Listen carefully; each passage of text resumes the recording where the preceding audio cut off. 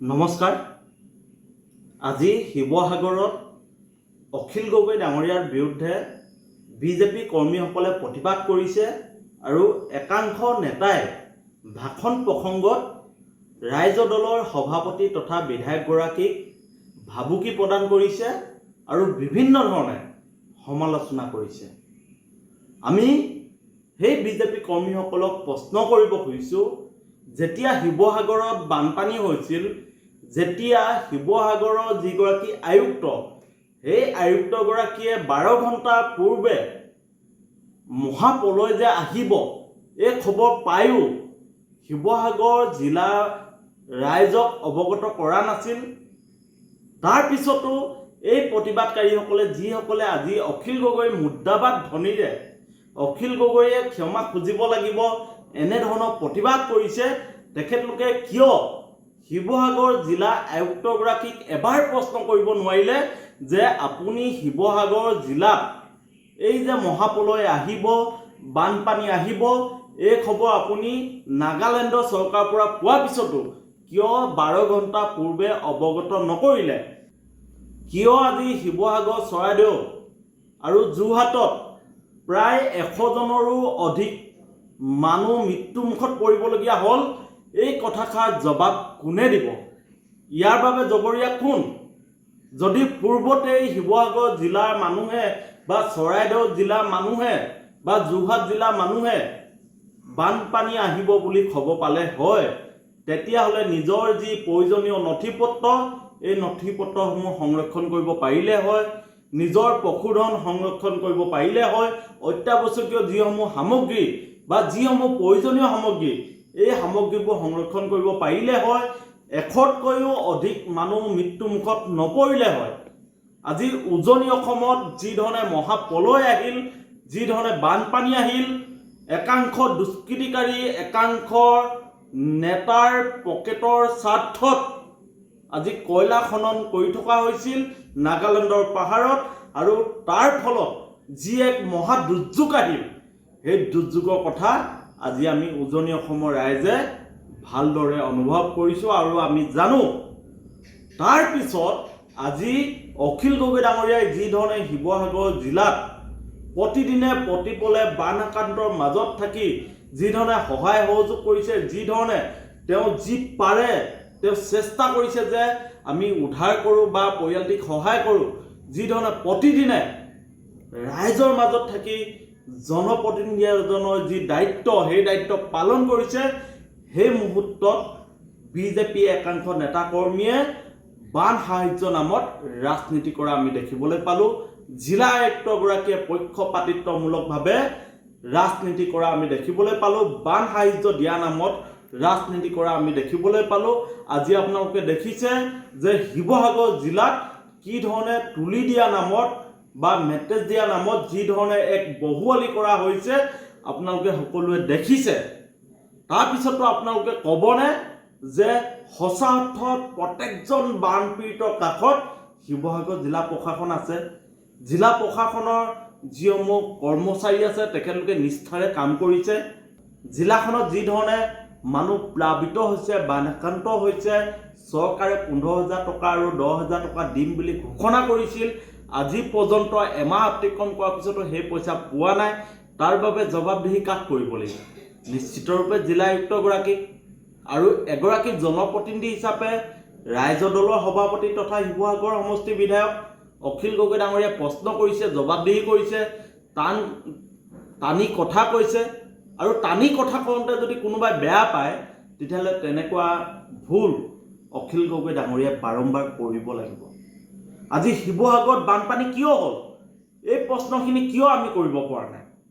আজি জনতাই জানিব খোজে যে 12 ঘণ্টাৰ পূৰ্বে জিলা আয়ুক্তগৰাকীয়ে শিৱসাগৰ জিলা, যোৰহাট জিলা আৰু চৰাইদেউ জিলাত বানপানী হ'ব বুলি জানিও কিয় জনতাক অৱগত নকৰিলে? বিশেষকৈ শিৱসাগৰ জিলা, চৰাইদেউ জিলাত তেখেতৰ পত্নী কৰ্মৰত, দুখন ওচৰা-ওচৰি জিলাত দুগৰাকী উচ্চ পৰ্যায়ে আমোলাই একেলগে প্ৰশাসনিক কাম কাজ চলাই থকাটো কিমান ওপৰলৈকে হাত থাকিব লাগিব আপোনালোকে ভাবক। এই প্ৰশ্ন ৰাইজে কৰিছে। এই প্ৰশ্ন আমি কৰিছোঁ। কাৰণ আপোনালোকে জানে শিৱসাগৰৰ যিগৰাকী আয়ুক্ত তেওঁ যি ধৰণে শিৱসাগৰৰ বান আক্ৰান্তক সমদৃষ্টিৰে সমমৰ্যাদাৰে বান সাহায্য দিয়াৰ ক্ষেত্ৰত তেওঁ যি ভূমিকা ল'ব লাগে সেই ভূমিকাত তেওঁ ব্যৰ্থ হৈছে। তেওঁ কেতিয়াও জনতাৰ সেৱা কৰিব খোজা নাই। মন্ত্ৰীয়ে কি কৈছে তেওঁ সেইটো শুনিছে, বিজেপি কৰ্মীসকলে যি কৈছে তেওঁ সেইটো শুনিছে। অৰ্থাৎ অভিযোগ আহিছে যে তেওঁ পুতলাৰ দৰে কাম কৰি আছে। আজি 100তকৈও অধিক মানুহ মৃত্যুমুখত নপৰিলে হয় যদি এই আমোলাকেইজনে সাহস কৰিলে হয় যে নাগালেণ্ডত এনেকৈ পানী হৈছে, পানী এৰি দিব, আপোনালোকে সজাগ আৰু সচেতন থাকক। আজি আমাৰ প্ৰয়োজনীয় নথি পত্ৰসমূহ আমি ৰক্ষা কৰিব পাৰিলোঁ হয়, পশুধন আমি ৰক্ষা কৰিব পাৰিলোঁ হয় যদি শিৱসাগৰ জিলা, চৰাইদেউ জিলা, যোৰহাট জিলাৰ যিকেইগৰাকী আমোলা আছে তেখেতলোকে যদি জনতাক সচেতন কৰিলে হয়, আগতীয়াকৈ পানী আহিব বুলি মেছেজটো দিলে হয়। কিন্তু নকৰিলে, বানপানী হ'ল, মহাপ্ৰলয় আহিল, জনতাই কেনেকৈ ভুক্তভোগী আপোনালোকে দেখিছে। তাৰ পিছত চৰকাৰে ঘোষণা কৰা যি 15,000 টকা আৰু 10,000 টকা, মুঠ 25,000 টকা, এই পইচাটো দিয়াৰ ক্ষেত্ৰত কেনেকৈ এতিয়া 2 নম্বৰী হৈছে আপোনালোকে দেখিছে। আজি আয়ুক্ত কাৰ্যালয়ত জনতাৰ ভোট, শিৱসাগৰৰ সমগ্ৰ বানপীড়িত জনতাই চকুলো টুকিছে। আজি প্ৰতিবাদ হৈছে 15,000 টকা বিচাৰি, কিন্তু শিৱসাগৰ জিলা আয়ুক্তগৰাকীয়ে AC ৰুমত সোমাই তেওঁ গদগদ হৈ আছে। আমি কিয় তেখেতক প্ৰশ্ন নকৰিম, কিয় তেখেতক সমালোচনা নকৰিম? তেওঁ সমালোচনাৰ উদ্ধত নেকি? তেওঁক প্ৰশ্ন কৰাৰ অধিকাৰ নাই নেকি? আজি অখিল গগৈ ডাঙৰীয়া এগৰাকী জনপ্ৰতিনিধি, তেওঁক শিৱসাগৰ সমষ্টিৰ ৰাইজে ভোট দি জিকাই পঠিয়াইছে। কিয় জিকাইছে? শিৱসাগৰ সমষ্টিৰ ৰাইজৰ কথাবোৰ তেওঁ উপস্থাপন কৰিবলৈ, আৰু সমষ্টিৰ ৰাইজৰ স্বাৰ্থত তেওঁ শিৱসাগৰৰ যিগৰাকী আয়ুক্ত তেওঁক টানি কথা কৈছে, টানকৈ কথা কৈছে। কিয় শিৱসাগৰ সমষ্টিৰ ৰাইজে নিজৰ প্ৰাপ্তি যি অধিকাৰ, এই অধিকাৰৰ পৰা বঞ্চিত হ'ব? এই কথাষাৰ অখিল গগৈ ডাঙৰীয়াই প্ৰশ্ন কৰিছে। আৰু ইয়াতে যদি শিৱসাগৰ সমষ্টি বা শিৱসাগৰৰ যিগৰাকী আয়ুক্ত তেওঁ যদি মনত আঘাত পায়, তেতিয়াহ'লে আমাৰ ক'বলগীয়া একো নাই। তেনেকুৱা হাজাৰগৰাকী আয়ুক্তই মনত আঘাত পালেও আমাক ক'বলগীয়া একো নাই। আমি জনতাৰ স্বাৰ্থত কথা কওঁ, অখিল গগৈ ডাঙৰীয়াই জনতাৰ স্বাৰ্থত কথা কয়। জনতাৰ প্ৰশ্নবোৰ প্ৰথম, আমোলা চামোলা এইবোৰ পিছত। আমি আমোলাক ৰেচপেক্ট কেতিয়াও দিব নোখোজোঁ, আমি ৰেচপেক্ট দিওঁ জনতাক। জনতাৰ প্ৰশ্নবোৰ প্ৰথম সমাধান হ'ব লাগিব। আজি শিৱসাগৰৰ জনতাই যি ধৰণে ভুক্তভোগী, এই কথাখিনি যিসকলে শিৱসাগৰলৈ গৈছে, শিৱসাগৰৰ গাঁওসমূহ ঘূৰিছে, তেখেতলোকে অনুভৱ কৰিব। আজি AC ৰুমত বহি থকা আয়ুক্তগৰাকীয়ে এই কথাখিনি অনুভৱ নকৰিব। তেওঁ যেতিয়া চকীখনত বহি থাকে, তেওঁ বডি লেংগুৱেজ বা তেখেতৰ মুখলৈ চালেই সকলো অহংকাৰ ফুটি উঠে। গতিকে আমাৰ কথা স্পষ্ট যে শিৱসাগৰ আয়ুক্তগৰাকীয়ে শিৱসাগৰ ৰাইজক যি ধৰণে চৰকাৰে বান সাহায্য দিব খোজে, এই বান সাহায্য দিব বিচৰা নাই, আৰু দিয়াৰ ক্ষেত্ৰত তেওঁ ব্যৰ্থ হৈছে।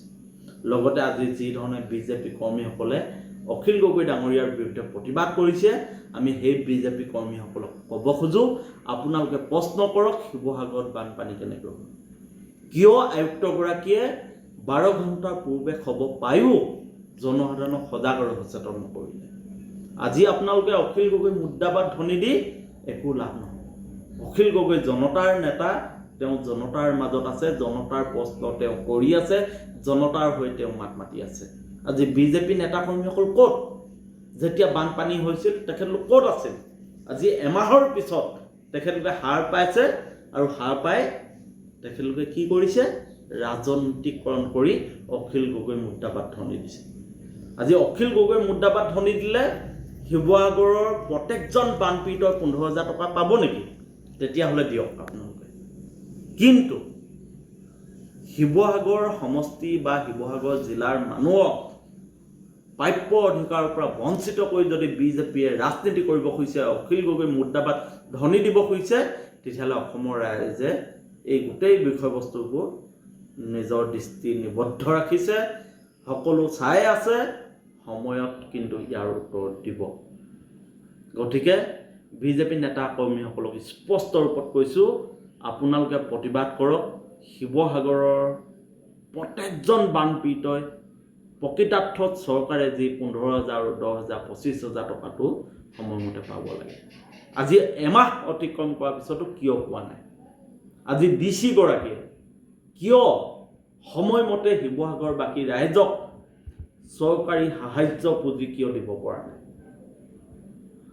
আজি আপোনালোকে দেখিছে যে তুলি যোগান ধৰা হৈছে। আজি আপোনালোকে দেখিছে গোটেই বিষয়টো সংবাদ মাধ্যমত চৰ্চিত এক বিষয়। এই তুলিখন কেনেকৈ উপযুক্ত হোৱা নাই? এই তুলিখনৰ নামত কিমান কোটি টকা লুণ্ঠন কৰা হৈছে? যদি বস্তু দিয়া হৈছে, সাহায্য দিয়া হৈছে, আমাৰ কৰ কাটলৰ টকাৰে যদি খৰচ কৰি, চৰকাৰী পুঁজি যদি খৰচ কৰি কিবা বস্তু যোগান ধৰা হৈছে, তেতিয়াহ'লে কিয় ভাল বস্তু যোগান ধৰা হোৱা নাই? ইয়াত ঠিকাদাৰে কমিশ্যন খাইছে, মন্ত্ৰীয়ে কমিশ্যন খাইছে, নে জিলা আয়ুক্তগৰাকীয়ে কমিশ্যন খাইছে? এই প্ৰশ্নহে আমি কৰিব লাগে। আজি কেনেকৈ মানুহ মৃত্যু হ'ল, ইমান মানুহ, এই প্ৰশ্ন আমি কৰিব লাগিব। চিধা কথা, স্পষ্ট কথা।